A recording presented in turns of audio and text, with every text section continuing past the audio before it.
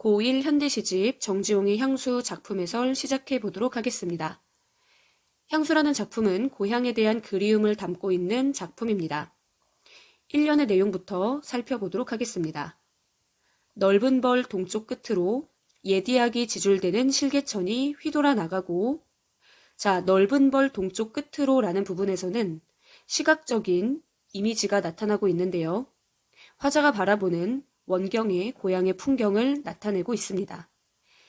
실개천이 예디야기를 지줄댄다고 표현해서 의인법이 사용되고 있는데, 시에 이렇게 의인법을 사용하면 훨씬 더 친근한 이미지를 부여할 수 있습니다. 고향의 평화로운 풍경을 드러내고 있는데 청각적 심상과 시각적 심상이 복합적으로 사용되고 있습니다. 얼룩배기 황소가 해설피 금빛 게으른 울음을 우는 곳.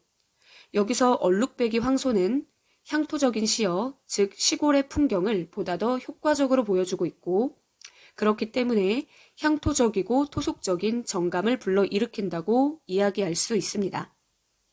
해설피 금빛 게으른 울음을 우는 곳. 고향의 모습을 공감각적 심상을 통해 드러내고 있는데요. 울음을 금빛이라고 표현하는 것을 통해 청각의 시각화가 나타나고 있습니다. 여기서 해설피라는 단어는 느리고 길게 라는 뜻으로 황소의 울음소리를 묘사한 내용이라고 할 수 있습니다. 우는 곳이라고 명사형으로 종결하고 있는데, 이 내용을 통해서 화자가 고향에 대해서 회상하고 그에 대한 애착을 보여주고 있다고 표현할 수 있습니다. 그곳이 차마 꾸맨들 이칠리야. 이 부분은 각 연에 나타나고 있는 후렴구라고 할 수 있는데요. 시의 후렴구가 나타나는 경우 매우 다양한 효과가 있습니다. 하나는 각 연마다 부여되기 때문에 1년, 2년, 3년, 4년, 5년, 연을 구분해주는 효과와, 그리고 반복이 되기 때문에 운율을 형성해주는 효과, 그리고 모든 연에 반복적으로 제시되기 때문에 형식적인 통일성, 그리고 해당 내용을 통해서 화자가 고향을 그리워하고 있다는 그리움의 정서를 심화할 수 있습니다. 해당 후렴구도 의문형 어미, 서리법을 통해서 화자가 고향을 잊을 수 없는 공간이다 라고 강조하고 있는 것을 확인할 수 있습니다. 이연의 내용 보겠습니다. 질화로에 재가 식어지면, 질화로는 겨울에 사용했었던 난로 같은 물건을 이야기하는데, 이 내용을 통해서 지금 시간적인 배경이 겨울이구나 라는 것을 알 수 있고 계절감이 나타난다고 할 수 있습니다. 질화로에 재가 식어진다 라는 것은 따뜻했던 재가 식는 것으로 시간의 흐름을 드러내고 있으며, 식는 모습은 촉각적 이미지, 온도를 통해서 나타내기 때문에 촉각적 심상에 쓰였다고 할 수 있겠죠. 비인 밭에 밤바람 소리 말을 달리고 밤에 들리는 바람 소리를 나타내고 있습니다. 바람 소리를 공감각적 심상을 통해 드러내고 있는데, 밤바람 소리가 마치 말을 달리고 있는 것처럼 느껴진다고 표현해서 청각의 시각화가 나타나고 있습니다. 엷은 졸음에 겨운 늙으신 아버지가 집벽에를 돋아 고이시는 곳. 아버지가 노동으로 인해서 고단한 삶을 살고 계시는 모습을 나타내는데, 이러한 모습은 부정적인 것이 아니라 그 당시에 아버지의 모습을 있는 그대로 나타낸 것입니다.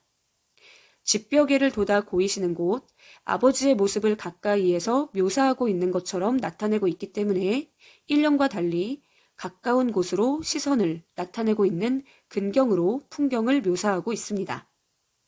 그리고 2연에서도 그곳이 차마 꾸맨들 이칠리아처럼 후렴구가 반복되고 있는 것을 확인할 수 있죠. 3년의 내용 보겠습니다. 흙에서 자란 내 마음, 순수하고 순박했던 과거 어린 시절 화자의 모습을 나타냅니다. 파란 하늘빛이 그리워. 파란 하늘빛은 화자가 어린 시절 동경했었던 꿈과 소망을 나타내고, 파아란과 같은 것은 시적 허용이 나타나고 있고, 또 파랗다라는 구체적인 색채어가 쓰이고 있는 것을 확인할 수 있습니다. 함부로 쏜 화살을 찾으려 화자의 유년 시절의 모습이 나타나고 있는데 미지의 세계에 대한 동경과 호기심을 가졌었던 화자의 모습이라고 할 수 있습니다. 풀섭 이슬에 함추름 휘적시든 곳. 3년에서는 화자의 어린 시절 순수하고 호기심을 가지고 있었던 유년 시절의 모습이 가장 잘 나타나고 있는 연에 해당이 됩니다. 그곳이 차마 꾸멘들 이칠리아. 그래서 이 작품은 지금 쭉 인과관계나 어떤 서사의 흐름 없이 병렬적으로 떠오르는 고향의 이미지를 드러내고 있습니다. 다음 사연의 내용 살펴보겠습니다. 전설 바다에 춤추는 밤물결 같은 검은 귀밑머리 날리는 어린 누이와 전설 바다는 신비로운 이미지를 부여하고 어린 누이의 귀밑머리를 밤물결 같다 라고 표현하고 있는데 여기서 밤물결이 보조관념이고 누이의 검은 귀밑머리가 원관념이라고 할 수 있습니다. 그래서 역동적인 이미지를 통해서 누이가 흩날리는 귀밑머리를 상상하고 있습니다. 아무렇지도 않고 예쁠 것도 없는 사철 발벗은 아내가 따가운 햇살을 등에 지고 이삭 줍던 곳. 자, 여기선 화자의 아내의 모습을 나타내고 있는데 넉넉하지 못하고 고된 삶을 살았던 아내의 모습을 있는 그대로 드러내고 있습니다. 아까 아버지의 모습과 마찬가지로 그대로 고향의 모습을 회상하는 것이지 해당 내용에 대한 어떤 부정적인 정서가 나타난다고 볼 수 없습니다. 그곳이 차마 꾸멘들 이칠리아. 마지막 년 확인해 보겠습니다. 하늘에는 섞은 별, 알 수도 없는 모래성으로 발을 옮기고 별이 움직이는 모습을 나타내고 있는데 시간적인 배경으로 밤을 나타내고 별이 움직이는 모습을 통해 매우 신비롭고 동화적이고 환상적인 모습이 묘사되고 있습니다. 서리까마귀 우지짓고 지나가는 초라한 지붕. 서리까마귀라는 시어를 통해 계절적인 이미지가 가을이라는 것을 알 수 있고 까마귀가 우지짓는 모습을 통해 청각적인 이미지가 제시되고 있습니다.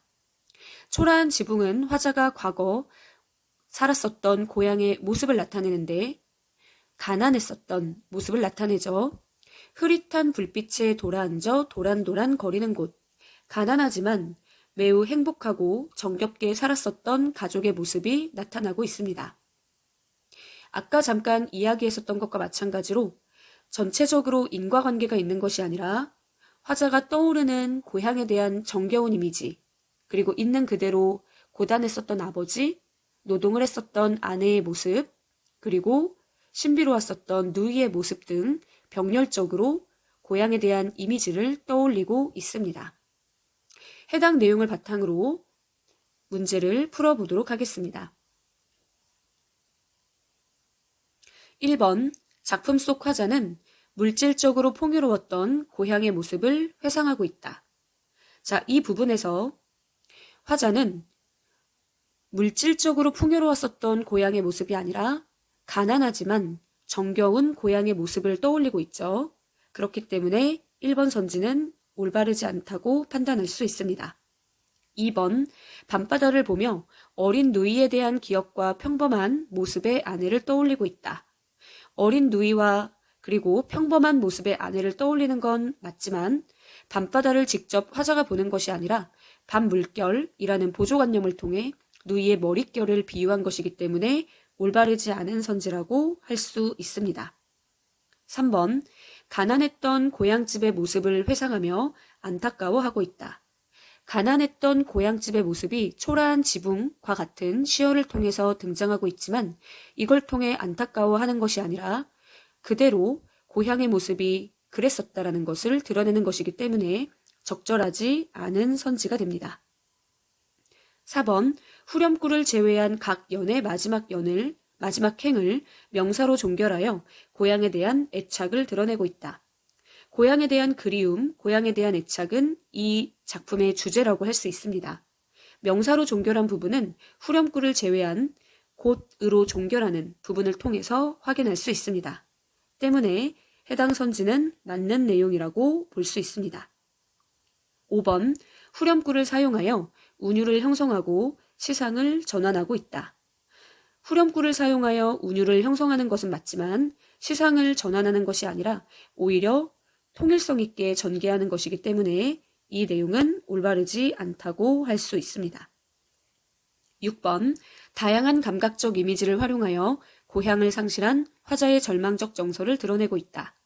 청각이라든지 또 공감각과 같은 감각적 이미지가 다양하게 사용되고 있지만 고향을 상실한 것이 아니라 고향을 회상하고 그에 대해서 그리움의 정서를 가지고 있는 화자의 모습이 드러나고 있습니다.